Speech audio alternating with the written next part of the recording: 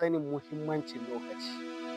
Ka koya wa yaro yin abu a kan lokaci, tashi da asuba ya yi ibada, karanta littattafan addini, ya yi wanka, ya tafi makaranta kafin ƙarfe 7 ko ƙarfe 7:30. Hakan zai taimaka masa ya zama mai rayuwa a cikin tsari. Hakan zai taimaka masa ya zama yana da tsari a cikin rayuwarsa. Sai abu na biyu kuma shine ƙwarin gwiwa. Ya zamana ko da yaushe kana ƙarfafa ma yaronka gwiwa, ya zamana ka zama mishi kamar wani jigo ta yadda duk lokacin da yake buƙatar wani abu da zai motivating nashi, kai ne zai zo a gare ka.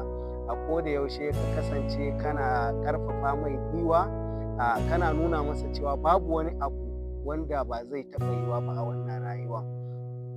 Sannan ka nuna masa cewa kawai yana buƙatar jajircewa ne da ƙwarin gwiwa domin cimma wannan abu.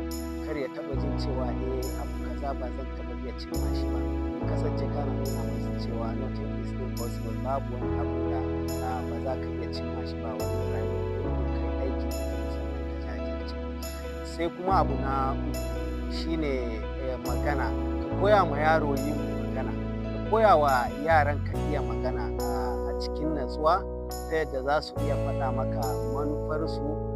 Ta haka za ka iya gane baiwar da kowane yaro yake da shi.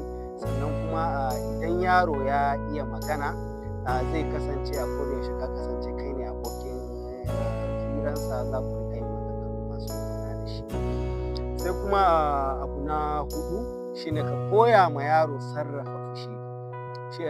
Ka koya wa yaro yadda zai iya sarrafa fushinsa, ko kuma yadda zai iya bi da yanayin da yake ciki yayin da yake cikin fushi.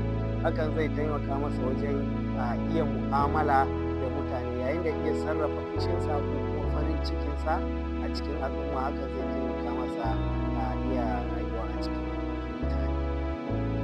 Sai kuma abu na 5, ka koya masa neman mafita a kowace irin matsala.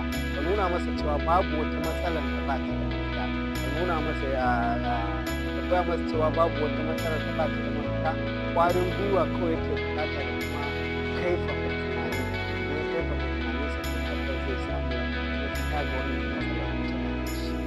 Sai kuma abu na shida shine rayuwar ɗan adam ba ta zama mai tasiri, dole sai ya kasance